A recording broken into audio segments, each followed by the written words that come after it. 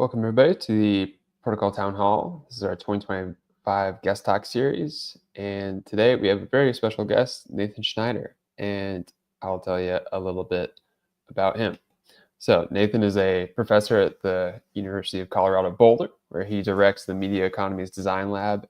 And he teaches and learns from his students. He's written books on online democracy, cooperative enterprise, Occupy movement, and God. He's also edited one about solidarity economies, crypto, and co-ops. He's done a lot of writing about articles, and he is a prolific student and researcher of protocol studies. He's compiled a huge wealth of resources on the topic, reading both in English and German, as I'm sure he'll talk about, with the help of some translating services. And today he'll be talking to us about his research, as well as a project that he's been working on about an oral history of protocols and talking with practitioners from all sorts of fields all across the world. It's very interesting.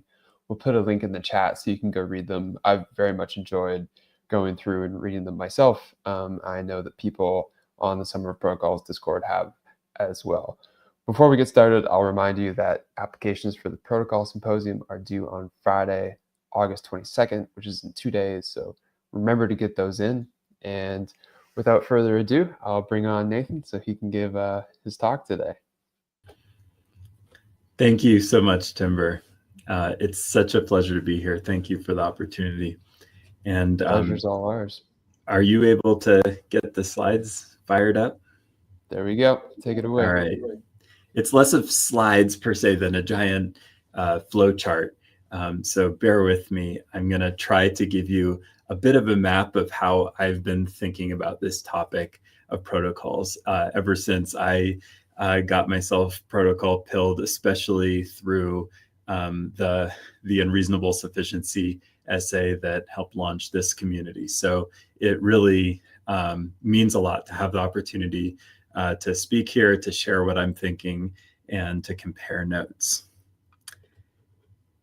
So I am a professor of media studies at the University of Colorado Boulder, and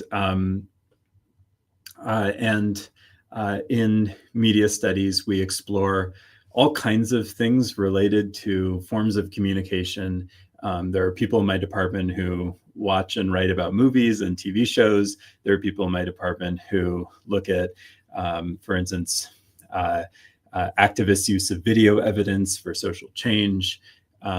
My work has primarily been about the online economy and economic justice and how our online platforms are owned and governed. And in that process, I have done a lot of work around blockchains and crypto, and that's one space of many that I've encountered this term protocol alongside social networks. And the more I explore this term, the more I see this is something that my field, as well as many other areas of thinking and activity, need to, there's so much more to explore and so much that we need to learn to take seriously.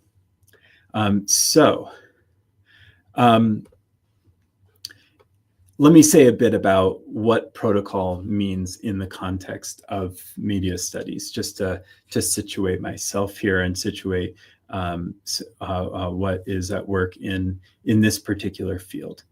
In many respects, the defining theoretical book is Alexander Galloway's 2004 Protocol.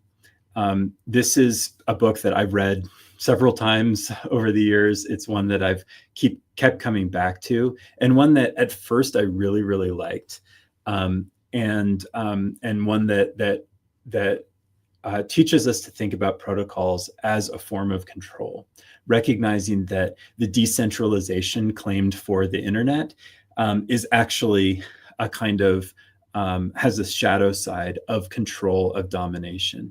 That protocol is a new way of inserting control over our communicative, social, political lives.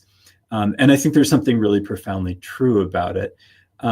But especially over the last few years, as I've been part of this community and starting to see some other things emerging, I've started to think that this is really an inadequate account of this concept for a field that should take protocol much more seriously. Protocols are, in some respects, media. They are a means of communication. As I'll explore a little later, I think of protocol as patterns of interaction. And over the years, too, some people have started to recognize that maybe this approach, this generally kind of negative approach around protocols that Galloway instituted is limiting. First of all, people who do empirical work on the development of internet protocols have raised concerns that his account of the development of those protocols is not really historically accurate, that the processes were much less of a kind of top-down story than he made them out to be, and that his account doesn't speak to some of the diverse uses that we see around this word. And it was really seeing the different ways that people are using this word in really different contexts, people who are not talking to each other, that I started to realize I want to change how we think about this concept in our field and beyond.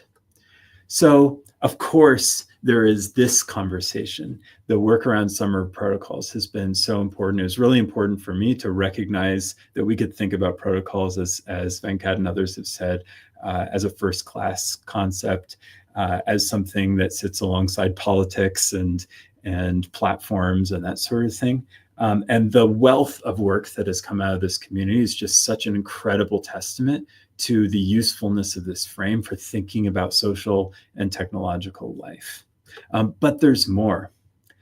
As has recently come up in the Summer of Protocols Discord, there is a book that came out a couple of years ago in German from a group of scholars talking about protocols, particularly in bureaucratic contexts, in the context of documentation, really interesting approaches to protocol through particularly European history and the ways in which this concept takes on life in that way. At the same time, in the last few months, a book was published by a group of artists, largely BIPOC artists, thinking about protocols in the context of decolonial resistance, of indigenous survival, ways of thinking about protocol that have not really always been foregrounded in, say, the context of summer protocols, where folks are coming often from a technological perspective. The funding is coming from the Ethereum Foundation and Web3. Here's a very, very different space in which this word protocol is being contested. It's not always being embraced, but is being at least contested and used and recognized. When people talk about the protocols that have enabled indigenous cultures to protect their ways of life against colonization, that might seem like it's totally different from TCP/IP, but actually I think there's a lot to be gained in seeing the connections across these contexts. There's also, for instance, the magazine Kernel that just did an issue about rules.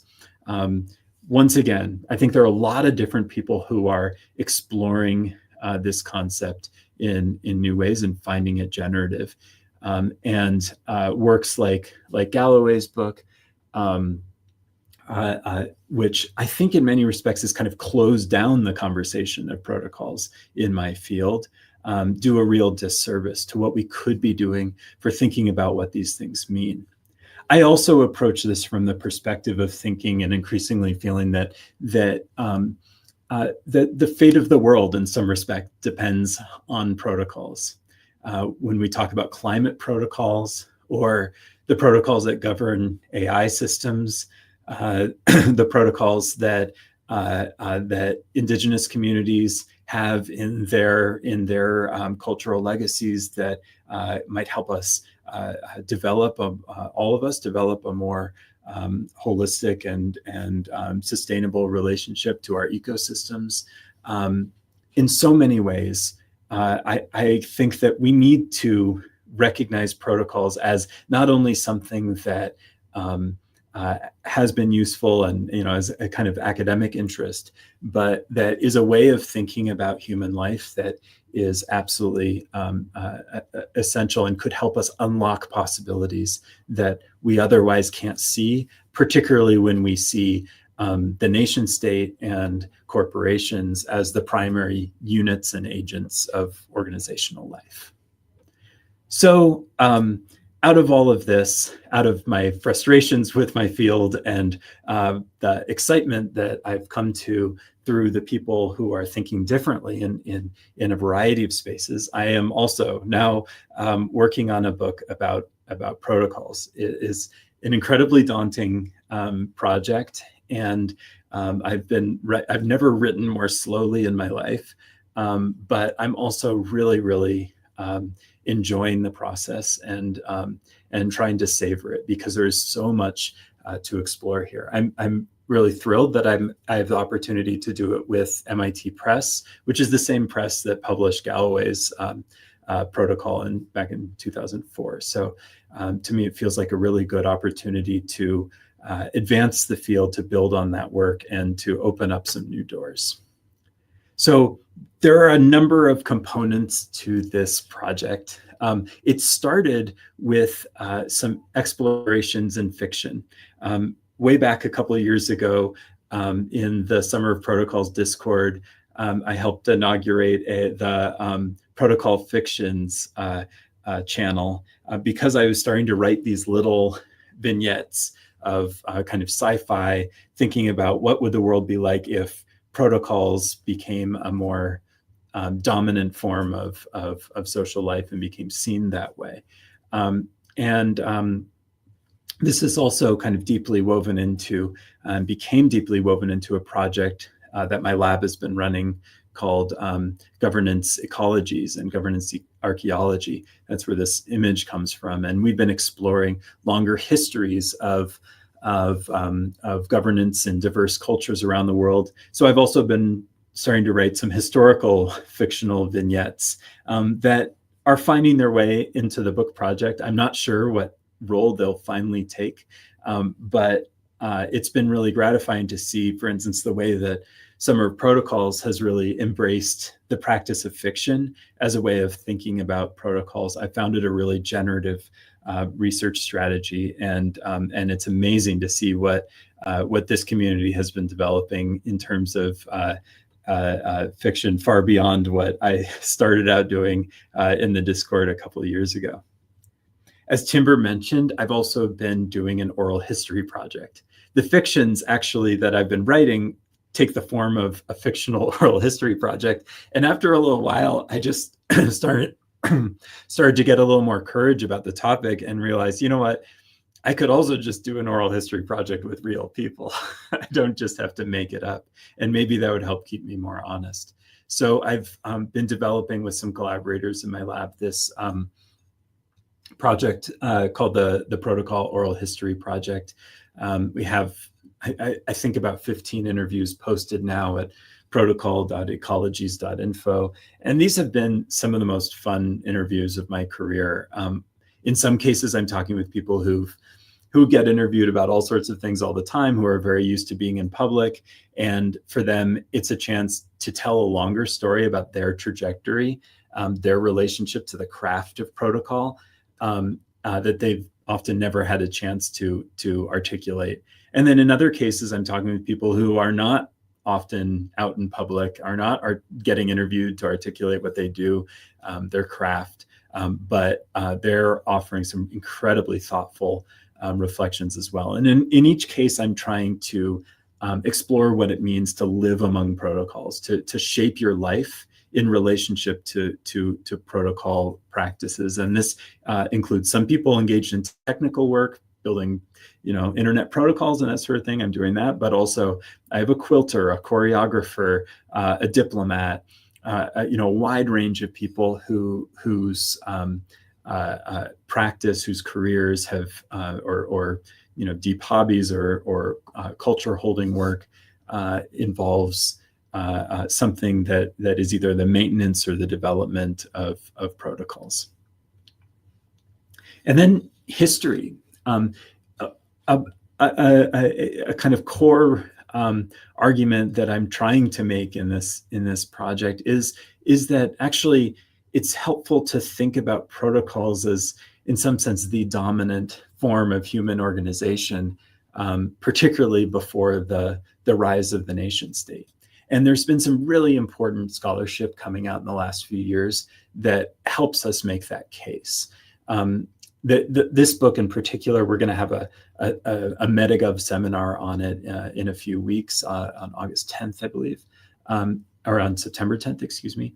It's called Understanding Early Large-Scale Collectives. And it's a collection of essays by archaeologists talking about the ways in which our usual frames for how we think about human organization just do not adequately describe what we're seeing in the archaeological record. So seeing every like past empire or civilization or city as a kind of proto-state actually limits our ability to interpret what is going on in these places. And based on what these archaeologists are saying, connecting that, for instance, with really interesting provocations like David Graeber and David Wengrow's book, The Dawn of Everything, that I think the time is right to really rethink how we tell the story of human history. And I think protocols can be a really useful part of that, to recognize we're not just talking about the internet and diplomacy and this sort of thing, but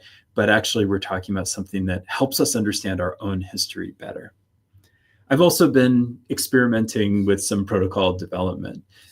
One of the contexts of this is in my lab. We're right now very interested in dispute protocols, recognizing that a real lack in a lot of online communities is processes for adjudicating complaints, disputes, conflicts. And so we see this as an opportunity that we're trying to help fill. And so this is a chance for me to put my practice where my mouth is. And to me, that's always been a really important part of my research approach is to play around with code and try to make it run, and see if these ideas really have that kind of traction. And I found also that implementing things that you're theorizing about is a really powerful way to keep yourself honest, and to make sure that you're being constrained by the limits of the kind of presently possible where necessary. And so more to come on that. One example, here's an image of the dispute protocol builder that is kind of a prototype I've been developing on that lens. So I'm going to talk about a few of the theoretical drivers that have been shaping my own thinking on this. And in some ways, you can imagine them, you can understand them as really being motivated by a conversation I got to co-facilitate with Natalia from this community back at the Edge Esmeralda last year. And it was an evening session that we planned the day of, but it's one that really, really stuck with me. And we decided to have a conversation in this like wide open room with lots of yoga pillows, about capture, experiences of capture. And we asked people to share where they have seen protocols that they care about or projects that they care about captured by powers beyond their control. And so we had folks from early internet days talking about the things they were really hopeful about and the things they were building, these different web protocols and so forth that they thought would be used one way, and then they saw how corporate power, for instance, was able to twist their original intentions and use it in other ways. And then people who'd been working in Web3 had some kind of similar experiences. So it was really striking to me how there was a kind of through line among protocol developers and people who care about protocols that were often on a defensive, and that we have to learn how to navigate relationships with institutional powers, and also that our protocols are kind of meaningless without those powers, that we need them. We need companies to adopt our protocols in order for the protocols to work. And yet there's always this risk of losing what seemed most precious about them. And that sense of capture is something that has been really motivating for me, that I've been trying to think through, and that's been really generative. So I really appreciate the chance to have that conversation with hopefully some of you all who are here today. One project is a paper that I was very much working on, thinking about generating while during that conversation, and this has been published in the last few months. It's a collaboration with Johannes Benke, who's a German media theorist, does really interesting work on verification, and we explored the concept of sovereignty around what we call protocological governance. And here we're trying to draw a distinction between protocols as a thing that is controlled by one entity, like say the protocol I need to follow in order to make a payment at my university. That's a kind of, single entity controlled protocol, as opposed to something like TCP/IP, which is something that no one entity controls. And what we suggest is that when you have that kind of multi-stakeholder dynamic in a protocol ecosystem, that properties of sovereignty emerge, and that it's useful to talk about sovereignty as what protocols can become, and that it requires entanglement with multiple entities, and that those entanglements create risks of capture, but yet are necessary to achieve that kind of sovereignty, if that's what the protocol should have. And so it was an attempt to map out some of the ways in which we can think about sovereignty as not just being something held by the actors in the protocol, like say, a state that is adopting, a payments protocol in order to have more, power in the state. Often we see that with things like the India stack or the Euro stack, using protocols to achieve state sovereignty. Here we're talking about the ways in which protocols themselves might be understood as having a kind of sovereignty. And I think when we see it that way, we start to recognize what are some of how are the risks and the superpowers of protocols kind of bound up in each other. Another project that hasn't been published yet, is still very much in progress, is with Avery Edenfield, who's a scholar of technical communication, really brilliant thinker. We've been friends for a long time. Avery did early work, as I have done for many years, on cooperative governance, and a lot of his work recently has been around practices in transgender communities, other queer communities, around things like medical practices and also cultural practices. And in conversation with his work, we've been developing this concept of vernacular protocols. So as opposed to, for instance, the approach of the narrative that Galloway offers of protocols as generally a kind of top-down activity where elites come together, develop these rule sets, and then impose them on the world. We look at the ways in which communities who are outside of institutional power are also building protocols all the time. And this has been extremely generative for me. And when we can connect protocols to that logic of the vernacular, in the same way that, a vernacular language, a local dialect, where we get the word vernacular from, is itself a vernacular protocol. When people in a particular region start speaking differently, and you can tell immediately who's really from that region and who's not, that is a vernacular protocol. And so we're trying to theorize and draw some cases for how people build these protocols in a vernacular setting, not necessarily a standards body. And so I think that opens so many doors. As I said earlier, I've come to use a broad definition in both of these projects and in the book more broadly. My current definition, until the ink is dry, I'm willing to change this. But I found it incredibly useful so far. Is just that protocols are patterns of interaction. Now, this is a definition that's dangerously, perilously broad. You run the risk of everything becoming a protocol. In some respects, I've kind of accepted that risk. But I think when you use a definition like this, what really starts to matter are the distinctions you draw within. I think it's really useful to include lots and lots of things, to recognize that technical standards and religious rituals have something in common, because those ideas like sovereignty and vernacular design have some similar patterns, some similar properties in across these contexts. So I think that breadth is really, really important, and I don't want to lose it. At the same time, we have to accept a lot of breadth.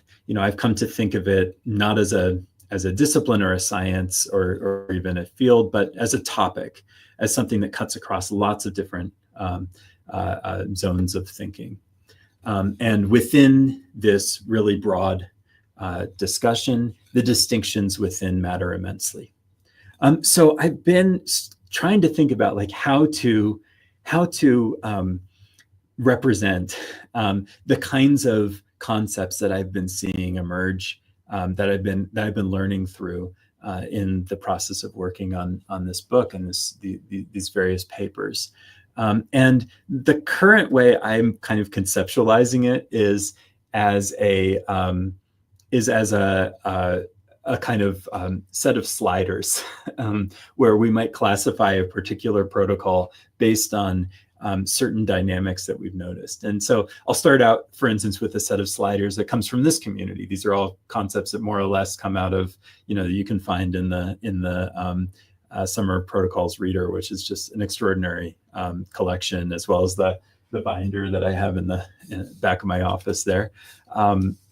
So, you might map, say, academic peer review, which is a protocol that I suffer from quite often in my career, the process of submitting papers to journals and having review and revisions and all that stuff.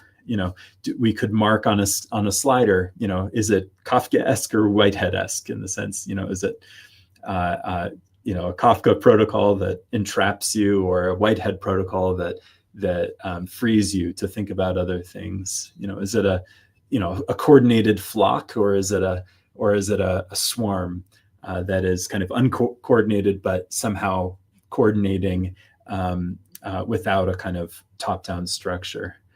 Is it soft or hard? How malleable is it? Is it dead or alive? How adopted is it? Think here about some ideas that have come up around, especially around the concept of performativity and the need to perform protocols in order for them to be meaningful. Angela Walsh talked about this in her chapter.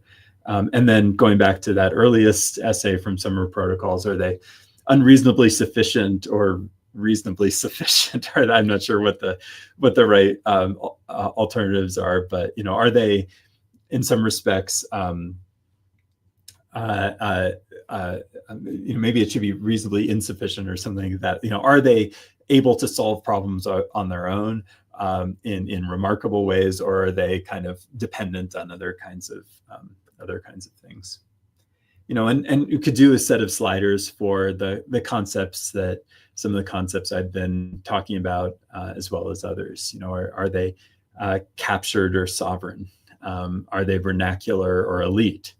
Are they governable or fixed? That is kind of similar to hard and soft. Is it something like the Ethereum protocol, which has a process for adopting new changes, or is it something that is really immovable, like some people would like to see, the Bitcoin protocol be something that is solid and unchangeable.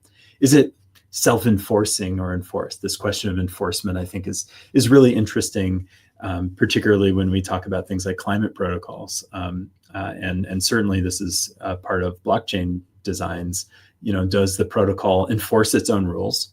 Or does it rely on something external to the protocol to step in and say punish rule violators or ensure that the protocol is being followed in some way?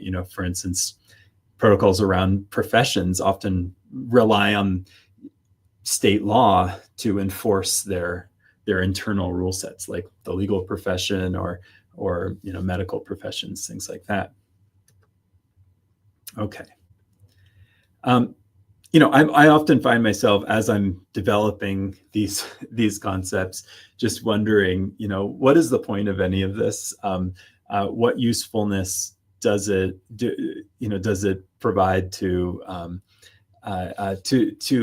say classify the protocols that we're working with, to develop a richer vocabulary for them? Is this something that makes it easier to live in a world of protocols?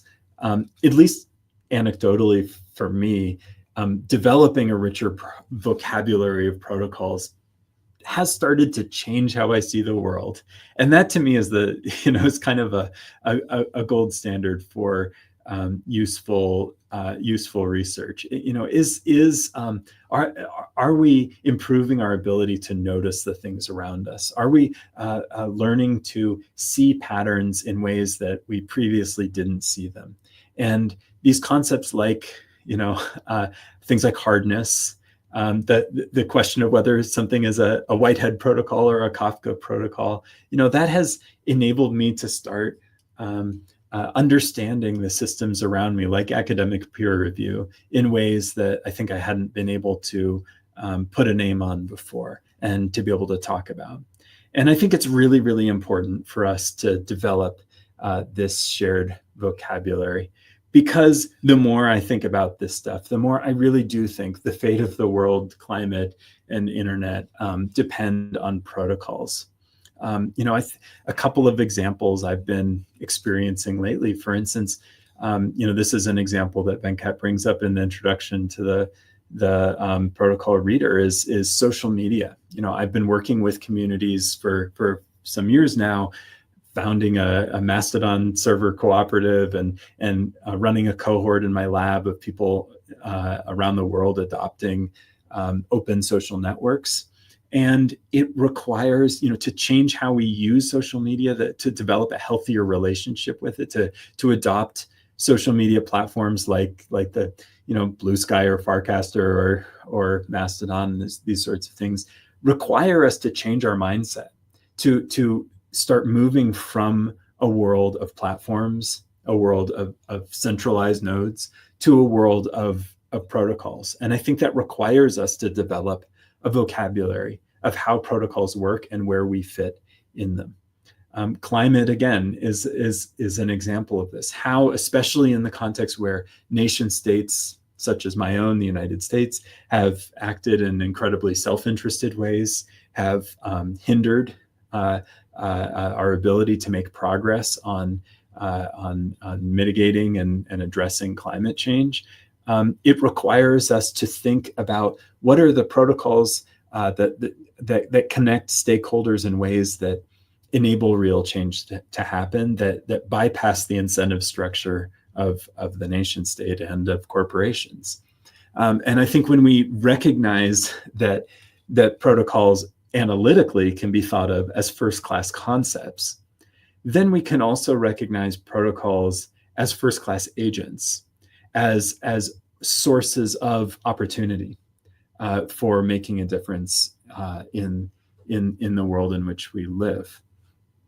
And as we enter, a world of AI-enabled everything, there's a whole bunch of protocol questions that emerge, and many of them have been discussed here, ranging from things like RCP, the protocols that enable AIs to talk to each other and to engage with contexts, and then also protocols that that are social. How do we interact with these machines? What expectations do we place around each other? How do we live among these things? How do we what kind of etiquette do we adopt in our relationship to these emerging technologies? In so many ways, our ability to think clearly about protocols, I think, can be a starting point for acting differently among protocols and recognizing opportunities for action that maybe we hadn't seen before. So I've become really invested in this challenge.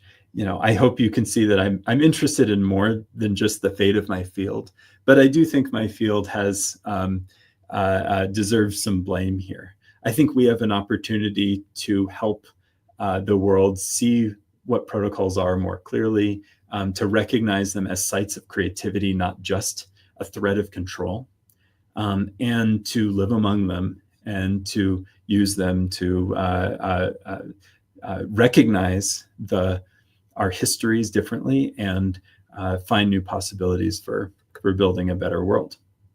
So I just want to wrap up by thanking this community for all that I've learned from it, all that I've had the chance to benefit from these conversations. I'm always listening to these talks while I'm doing the dishes, and I've learned so much from the people here, and I hope to help share some of the fruits of that conversation through the work I'm doing, and help contribute back to this ongoing conversation.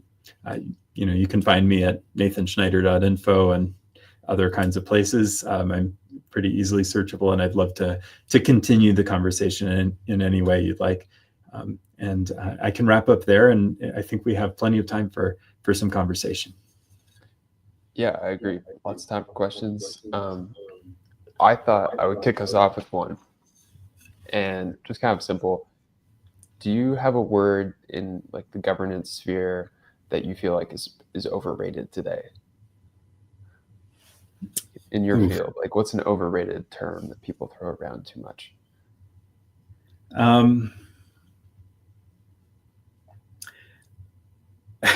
I'm not sure it's not a word, but it's a term that a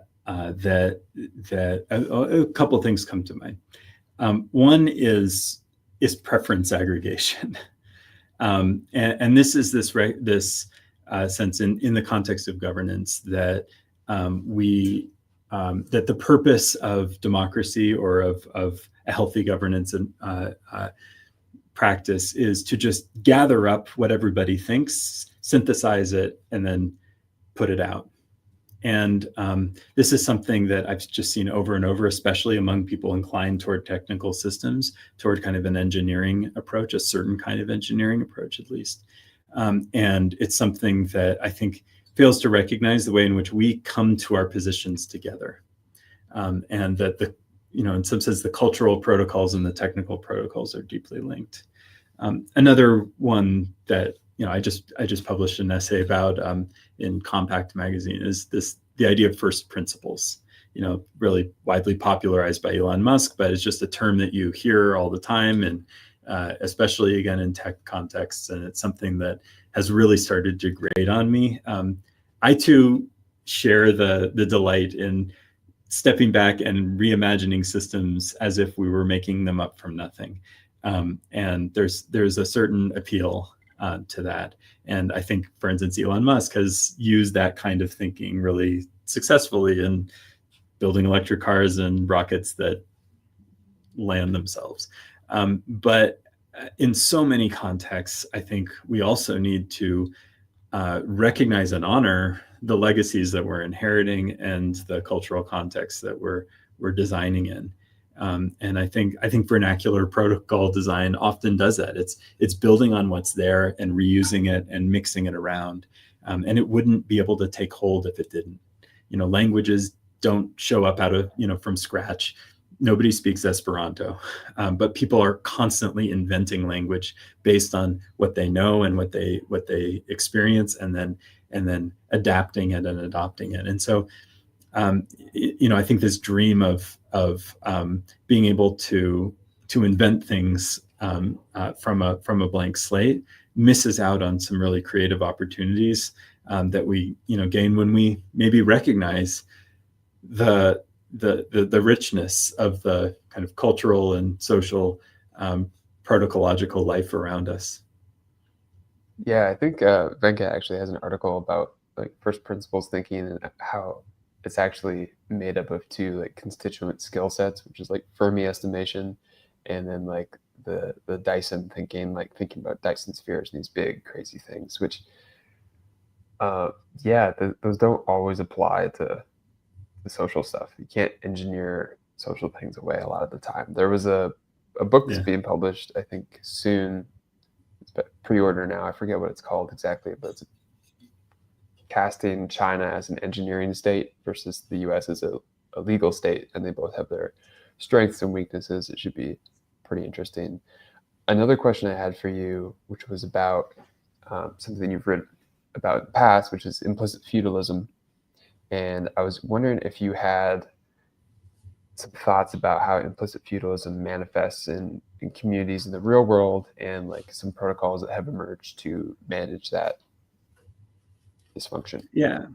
So implicit feudalism is spelled out in my book, Governable Spaces, for anyone who's interested.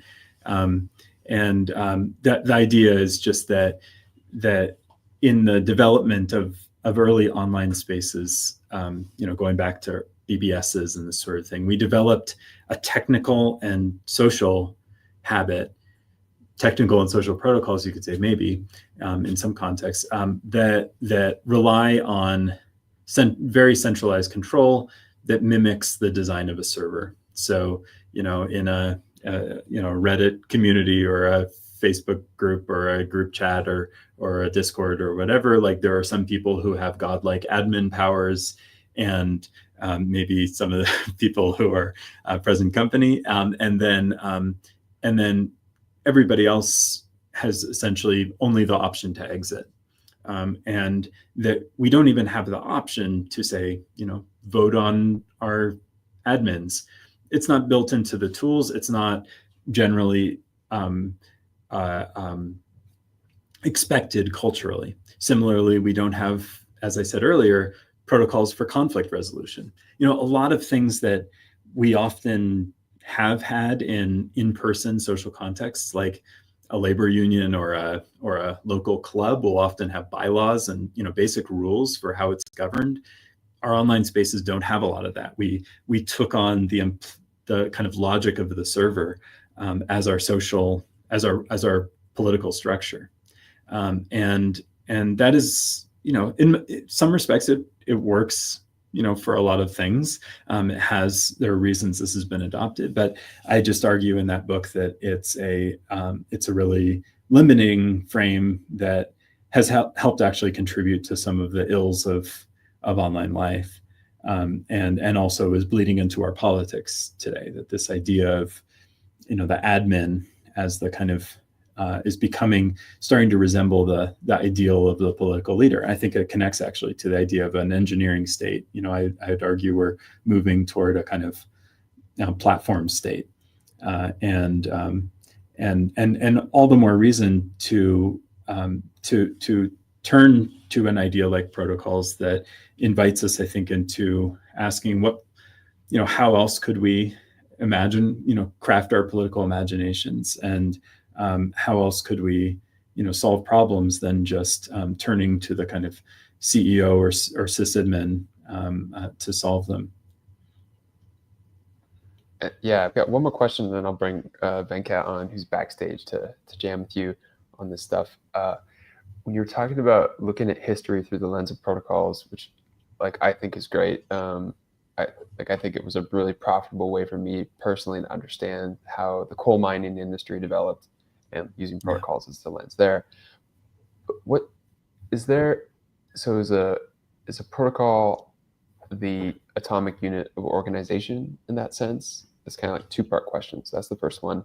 Is that the unit of organization at a low level? And the second one is, as you've been researching this and thinking about a history of protocols, do you feel tempted to project what's going to happen with protocolization into the future, or is it purely just a historical analysis? Well, yeah, thanks for that. I think it's really helpful to look back at history through a lens of protocols as the kind of dominant practice of life in many respects. I mean, I think it extends beyond the human. Protocols arise because of pattern following behavior, and humans are not the only forms of life that follow patterns, that see what's happening around them and mimic and fall into place. I see this raising children. You can sometimes get them to do what you want by yelling at them or punishing them, but really the way you get them to do something is by creating a pattern, by creating a habit, something we do every day. Those are the things they just fall into and they embrace, and you don't have an argument about it every time. And so that experience has really made me think this is a really useful starting point for thinking about how humans work together. And actually that we can think about, say, something like the state, the modern Westphalian state, or the ancient nation, city-states, or different forms of political organization as themselves protocols.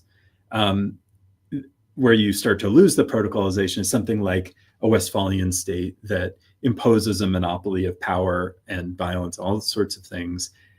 I think that starts to become less usefully described as a protocol. But the very idea of Westphalia, of the idea that every spot of habitable land on Earth should be ruled by a nation state, and that state has certain principles, has fixed borders, has a monopoly on violence, has the ability to make laws, has the ability to set currency. These are all part of a protocol of stateness that has become widely adopted, but historically, is kind of an aberration. And so I just find seeing both the nation state and the current regime we're in as a certain kind of protocol, and also seeing the fact that there are very different kinds of political and social protocols that seem to govern, say, the Roman Empire, or the Inca Empire, or many things in between, just helps us see a bit more truthfully what's going on in those contexts, and to embrace their variety, rather than simply trying to see them all as pathways on the trajectory to the end of history in the nation state, right? And that, to me, is the really limiting form of history that I would argue is really dominant now. Is like, we look at ancient history and we say, oh, well, they had some elements of being a true state, but they hadn't figured it all out yet. Don't worry, they'll come to it eventually. We see our current order as the destination, and I think protocols enable us to see this current order as, well, no, this is just kind of this is just one more stop along the way. In terms of history or the future, I do think there are reasons to think that protocols are once again becoming more dominant and more important than they were, say, in the middle of the 20th century, when the state monopolies over land, violence, and so forth, had a certain appropriateness to the technological and social context, where most communication, most linguistic activity, was happening within nation states, within territories. That arrangement worked really well in a world where, I'm frequently spending, half my day talking to people in different parts of the world, in different nation states. We're interacting with people in ways that were just not possible. That protocological arrangements start to, or different kinds of protocols, I think, are becoming more and more and more important. And nation states have less and less control over their own fates. The fact is no one nation state, not even the United States or China, can solve climate change. No one nation state can control the internet. So increasingly, we're in the context of human activity that is not reducible or not really governable by the nation state.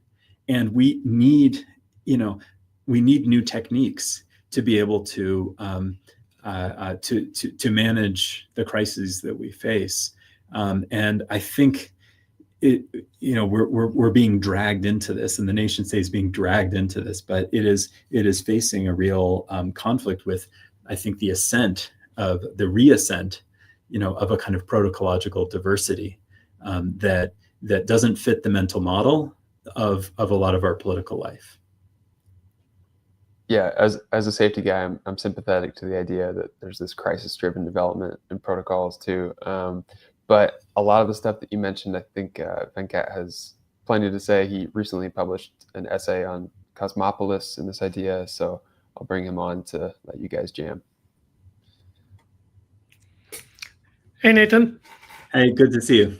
Yeah, good to see you. I partly wanted to pop on just to see you in person. I don't think we've actually met in person yet. We've chatted back and forth on messages a bit.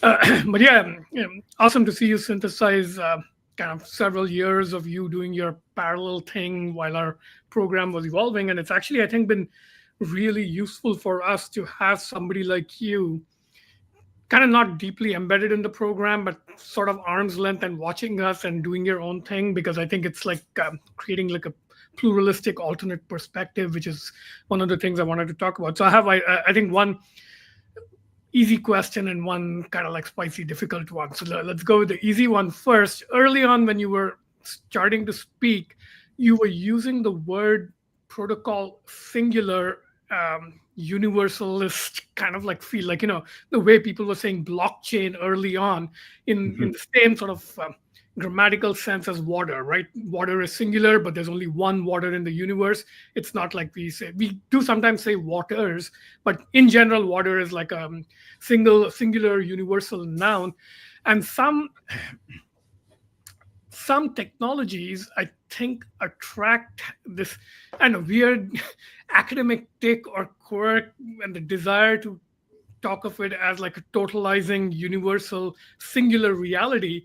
And I remember it annoying me a lot when people were doing that with blockchain and saying things like, I'm interested in blockchain, as opposed to I'm interested in blockchains, or I'm interested in the Bitcoin blockchain. So since your title has glossary in it, I think it's worth like playing with at least one word in a little detail.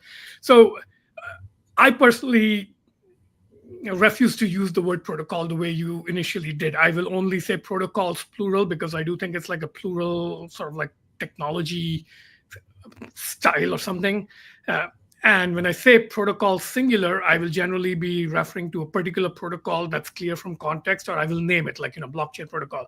So can you talk a little bit about the particular usage you have? Do you think it's just an academic conceit, or it serves some load-bearing rhetorical purpose here?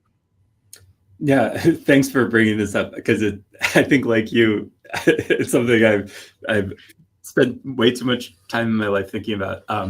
And I think I mostly agree. I think I entirely agree with you. I mean, if it were up to me, I would never use it singular to talk about the whole phenomenon. Here are a few wrinkles. I mean, one is Galloway uses the singular, and I think that's maybe where I started earlier in this talk. Maybe I need to go back to the recording, but that's where the singular usage is very strong. I think that singular usage is related to the problems of that orientation, that theoretical approach, because it sees protocol singular as so singular, as one thing, as something that can be, described in this kind of monopolistic way. And I think the plurality of protocol is really of protocols of this conversation is precisely what excites me about it. In the paper with Johannes Benke, we use terms like protocological, and it's actually like that meaning that I want most of all to be able to articulate is the sense of an adjectival meaning, a sense of seeing something as being protocol-esque. That I want to be able to say more often, but every time I do that, I end up with a very, very long word, and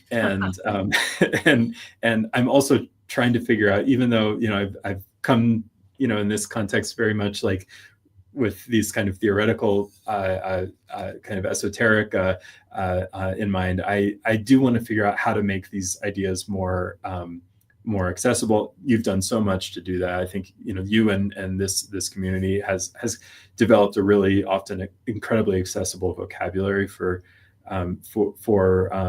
this conversation, for these concepts, and it's something I want to continue to contribute to. So that's I think I'm going to avoid using protocol in the singular myself for the same reasons that you do.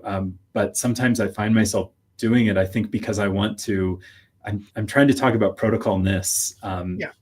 And especially when we start describing some of the properties that we see across contexts, we need some way to talk about that. Yeah, the adjectival use, I think, is like totally both desirable and legit. And I think because I'm primarily a blogger and don't do academic writing, I can get away with neologisms like protocolish or protocol-esque, which is what I tend to do because I write informally mostly. But that's actually related to the second more difficult question I had for you. I think one interpretation of using protocol in that singular way is, in fact, kind of an act of hostile social constructionism. And I mean that in a particular way, right? Galloway is fundamentally, I would classify him as part of the tech critic camp, right? And he comes from a critical perspective. Not my favorite. I'm an engineer. I come from a pro-technological perspective. But yes, he's been in our thought space. Nadia's essay drew heavily on Galloway's work and so forth. So, but the reason I'm calling it hostile constructionism is, if you can like make it a big capital P singular universal, you can make it out to be a monster like capitalism or something else to attack ideologically. And I think a little bit of that is going on. But related to that, you mentioned like, indigenous and other sources of knowledge, and that's been sort of like bothering me since the beginning of the program. Now, if you look at it kind of like a object level as just another empirical source of like potential knowledge that you can like, capture, understand, model scientifically, turn into technologies, that I have like zero problems with. Like we had that in Natalia's and Jordy's research on like forest fires, right?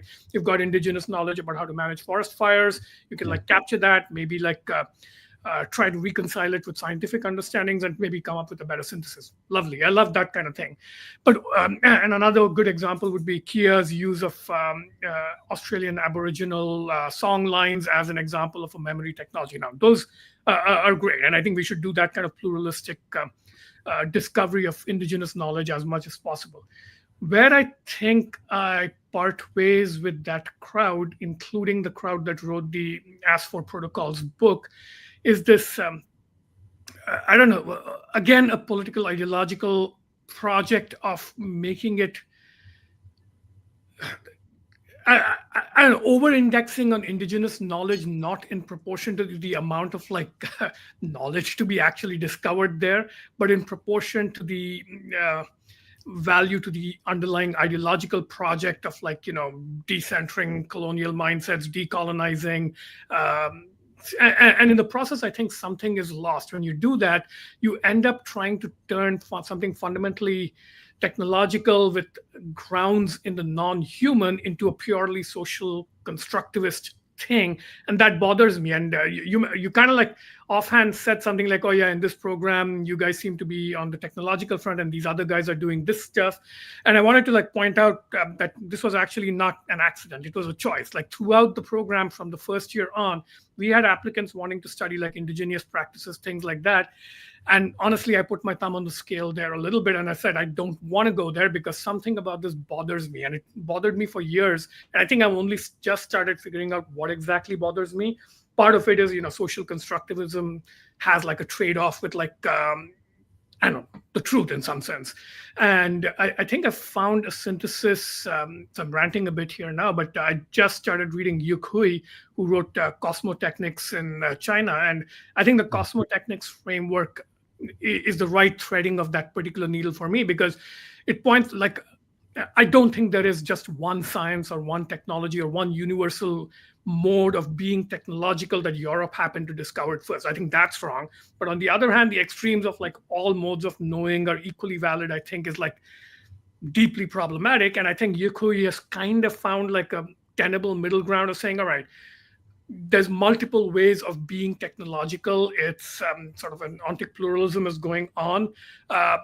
But not every random thing is like a valid ontological or epistemic engagement of the technological, right? I can't just say that, hey, I'm making these random memes, and I'm inspired by some random inspiration, and this is as valid a way of knowing as, you know, the American way of doing technology or the Chinese way of doing technology. So there's got to be some sort of standard of sincere engagement with the technological that I think is missing in some of the more constructivist decolonization type approaches. So I'll stop there, and we're a minute over, but yeah, I wanted to hear your response to that thought. Timber, do we have time? Can I respond? Yeah, go for it. Good. Well, thank you for that. And it's really helpful to hear your, you know, the way in which you put your thumb on the scale in the conversation. And I, you know, I think I am a social constructivist, and, you know, in the end, and so I've got to wear that hat. I dropped out of computer science and became a religion major in college, and you know, I have looked back. I still, you know, write in these days in Vim and write software and things like that. And I really appreciate engineering logics, especially, you know, in the sense you put it as, you know, as a kind of, you know, as a means of adjudicating what is useful.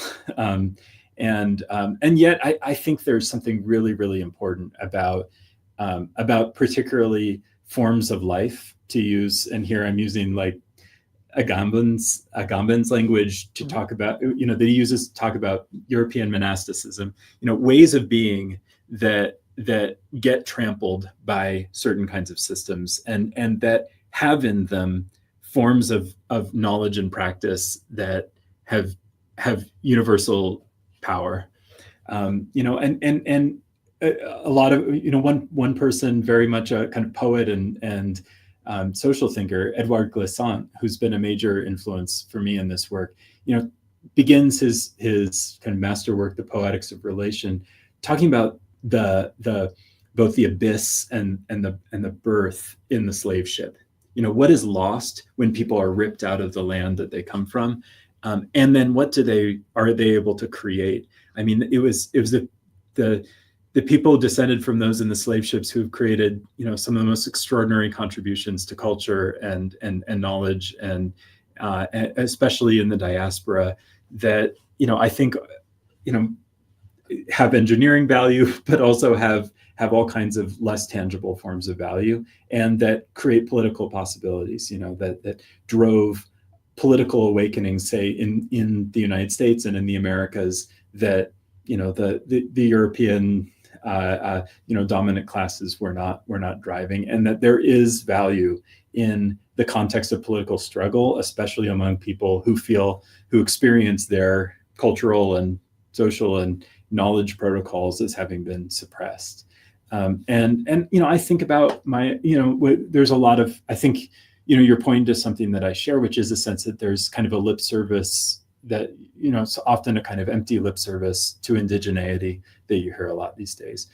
I've actually been thinking about that in relationship to diaspora as a site of protocol, you know, because I'm partly, you know, Jewish descent, and as I hear discussions about indigeneity, I think, oh, you know, I don't really, I come from people who have never had for thousands of years have not had firm attachments to land, or at least land that they're in.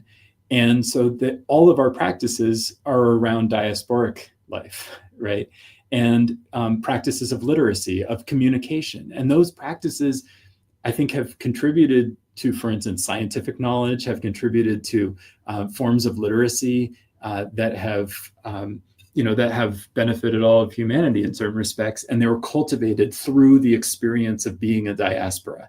And cultivated through the experience of having a common language and culture, but being in different places and having to navigate a relationship between, a dominant society and a networked society.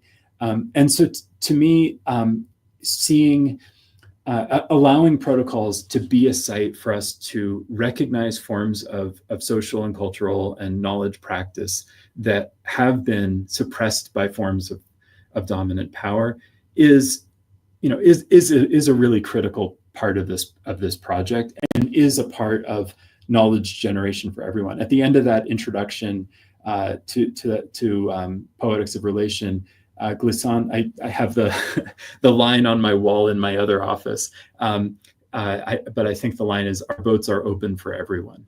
So there's this sense that the slave ship, the knowledge that comes out of the slave ship, is in the one sense a particular group's experience, but on the other hand is a generator of cultural and social and political and I think also scientific knowledge that is a gift to the world. Thanks. Thanks for the thoughtful response. This has been sort of in the back of my mind for a while, and I think it's one of those important conversations that we're not going to resolve in a couple of conversations, but it's important to keep it going. So I think, Timber, we can file it under our big mega tensions thing of, I don't know what to call the ends of the spectrum, but there's an important conversation to keep going here. So yeah. I'm here for it. Thank you. Yeah, thank you for joining today, Nathan. It's a real pleasure to have you on the Protocol Town Hall finally, and to hear all your thoughts. And we're really looking forward to the book that you're writing, as well as the continuous engagement that you've had with the community. Really appreciate it. And I hope everybody who's now watched the recording after the fact has also enjoyed the talk. So we'll see everybody later. Thank you so much.